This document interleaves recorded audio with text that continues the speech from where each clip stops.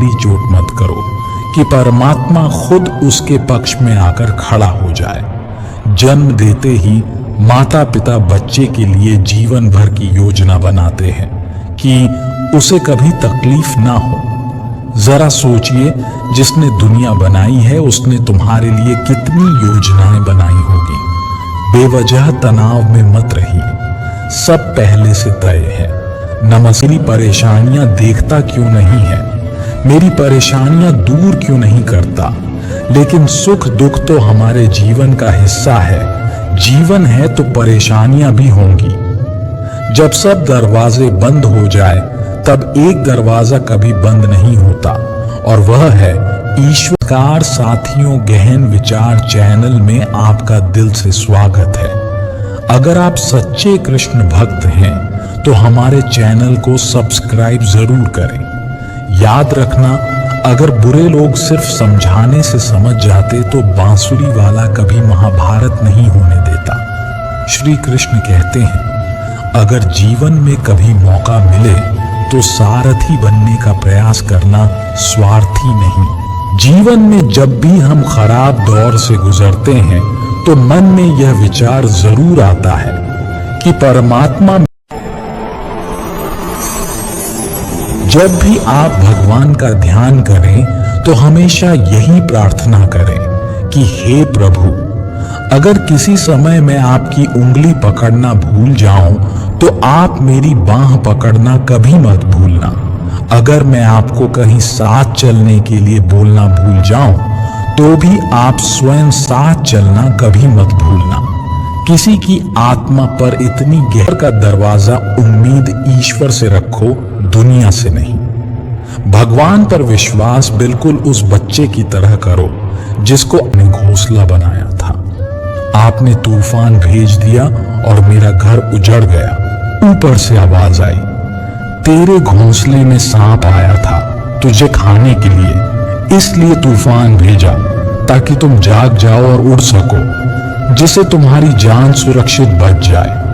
हमारी जिंदगी में कितनी मुसीबतें आती हैं, हमको पता भी नहीं होता कि हमारा परमात्मा हमें किस तरह परेशानी से बचाता है। अगर आप हवा में उछालो तो वह हंसता है, डरता नहीं, क्योंकि वह जानता है कि आप उसे गिरने नहीं दोगे। बड़ा खूबसूरत रिश्ता है मेरा ऊपर वाले के साथ। कोई बुरी परिस्थिति जब भी आती है, न जाने किस रूप में आता है, हाथ पकड़कर पार लगा देता है। मैं उसके सामने सर झुकाता हूँ और वो सबके सामने मेरा सर उठाता है। एक चिड़िया ने भगवान से शिकायत की, हे मेरे परमात्मा, बड़ी मुश्किल से मैं। तुम्हें लगता है कि परमात्मा तुम्हें कष्ट के पास ले आए हैं, तो भरोसा रखिए वो तुम्हें कष्ट के पार भी ले जाएंगे। कभी भी लोगों की टूटने पर भगवान को घर से निकाल सकती है, तो फिर हमारी औकात ही क्या है। श्री कृष्ण कहते हैं कि इंसान के धैर्य और धर्म की परीक्षा कठिन समय में ही होती है। जब समय आपके विपरीत चल रहा हो तो शांत रहना सबसे बेहतर होता है। किसी ने एक भक्त से पूछा कि भक्ति क्या है। भक्त ने बहुत ही सुंदर जवाब दिया, भक्ति हाथ पैरों से नहीं होती, वरना विकलांग कभी नहीं कर पाते। भक्ति नहीं आंखों से होती है, वरना सूरदास जी कभी नहीं कर पाते। नहीं भक्ति बोलने या सुनने से होती है, वरना गूंगे बहरे कभी नहीं कर पाते। बातों में आकर अपने घर के लोगों पर उंगली मत उठाना, क्योंकि आज कल लोग जोड़ने का कम और तोड़ने का काम ज्यादा करते हैं। किसी भी मनुष्य की वर्तमान स्थिति देखकर उसके भविष्य का मजाक मत उड़ाओ, क्योंकि भगवान में इतनी शक्ति है कि वो एक साधारण से कोयले को भी धीरे धीरे हीरे में बदल सकता है। परमात्मा से कुछ मांगने के बजाय उनसे एक पिता पुत्र जैसा रिश्ता जोड़ लें। जैसे ही आपने परमात्मा से पिता का रिश्ता जोड़ा तो फिर आपको मांगने की जरूरत ही नहीं है। पिता अपने आप ही देगा, पर देगा वही जो आपके लिए अच्छा है, ना कि वो जो आपको अच्छा लगता है। पेड़ के नीचे रखी भगवान की टूटी हुई मूर्ति को देख होकर विचारों में आती है, और हमारा प्रेम परमात्मा से जुड़कर रिश्ते में बदल जाता है। भक्ति ही भाव का सच्चा सागर है।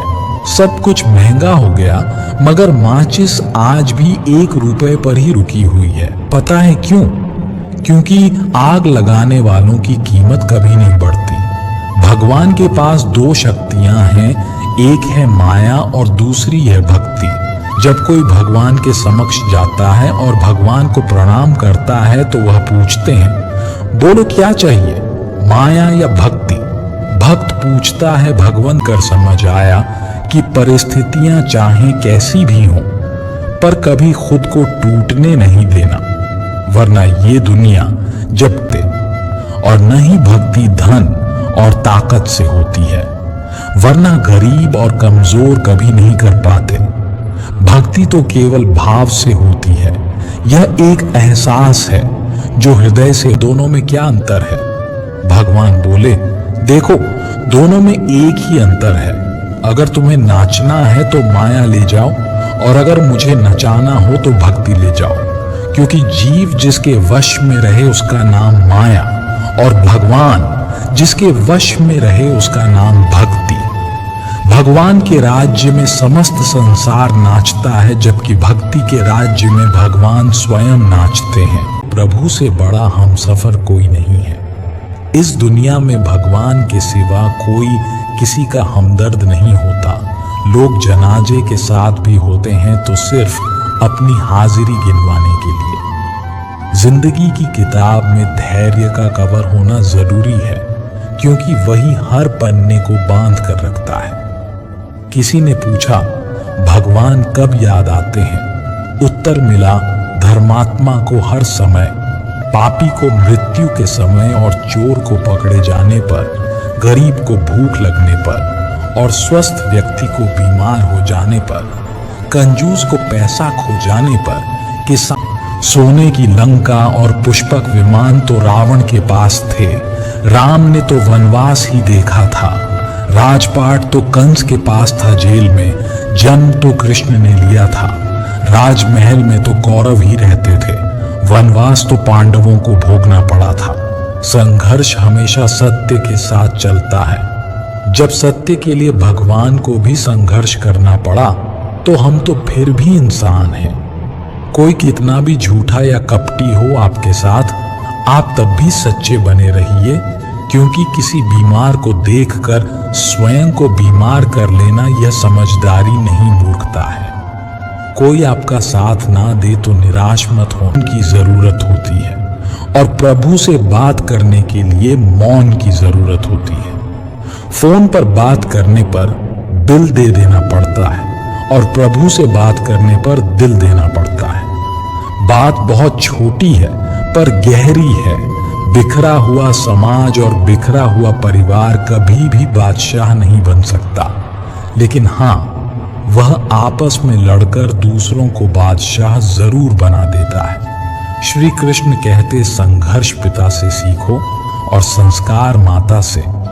बाकी सब तो यह दुनिया सिखा ही देगी। दुनिया की सबसे महंगी चीज है भरोसा, क्योंकि किसान को वर्षा ना होने पर, व्यापारी को नुकसान हो जाने पर, और विद्यार्थी को परीक्षा में असफल होने पर, इंसान को विपरीत परिस्थितियों में ही भगवान याद आते हैं। जिंदगी की किताब में धैर्य का कवर होना जरूरी है, क्योंकि वही हर पन्ने को बांध कर रखता है। दुनिया से बात करने के लिए फोन देते हो, आखिर ऐसा क्यों? भगवान ने जवाब दिया, मैं जब मिट्टी गूंथता हूं तो सुंदरता और कुरूपता का अनुपात सभी के लिए बराबर ही लेता हूं, परंतु किसी में सुंदरता बाहर रह जाती है और किसी में अंदर। पाप तुम करो और धोए गंगा, किसे बेड़ा छूटे। फिर जो नंद यशोदा मिले वे भी छूटे, संगी साथी छूटे, राधा भी छूटी, गोकुल छूटा, फिर मथुरा छूटी। श्री कृष्ण से जीवन भर कुछ न कुछ छूटता ही रहा। अगर नहीं छूटा तो देवत्व और मुस्कान। श्री कृष्ण फिर भी दुख के नहीं, उत्सव के प्रतीक हैं। सब कुछ छूटने पर भी कैसे खुश रहा जा सकता है? यह श्री कृष्ण से अच्छा कोई नहीं सिखा सकता, इसलिए हमेशा खुश रहें और सदा मुस्कुराते रहें। जीवन में जो भी करो पूर्ण समर्पण के साथ करो। प्रेम करो तो मीरा की तरह, प्रतीक्षा वकूफ बना रहे हो खुद को या गंगा को या दुनिया को। कर्मों का फल सीधा सा है, छल का फल छल आज नहीं तो कल। समय और स्थिति कभी भी बदल सकती है, इसलिए कभी भी किसी का अपमान न करें और न ही किसी को कमजोर समझें। आप शक्तिशाली हो सकते हैं, लेकिन समय से ज्यादा शक्तिशाली नहीं। श्री अगर ईश्वर पर है तो जो लिखा है तकदीर में वही पाओगे, और अगर भरोसा खुद पर है तो ईश्वर भी वही लिखेगा जो आप चाहोगे। एक बार किसी ने भगवान से पूछा, प्रभु आप भी कमाल करते हैं, किसी को इतना खूबसूरत और किसी को बदसूरत बना। भक्ति करो तो हनुमान की तरह, शिष्य बनो तो अर्जुन की तरह। भगवान का भक्त होने का मतलब यह नहीं कि आप कभी गिरेंगे नहीं, पर जब आप गिरेंगे तो भगवान आपको स्वयं थाम लेंगे।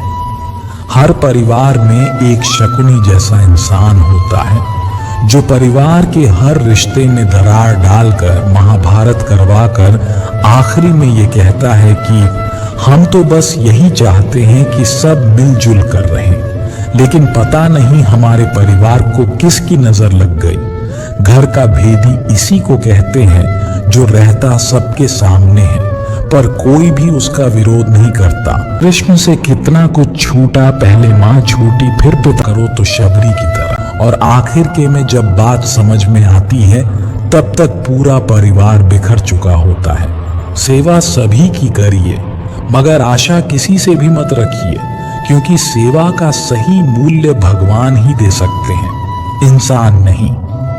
जुबान के मीठे और दिमाग से जहरीले शकुनी से बचिए, वरना महाभारत आपके जिंदगी में भी हो सकता है।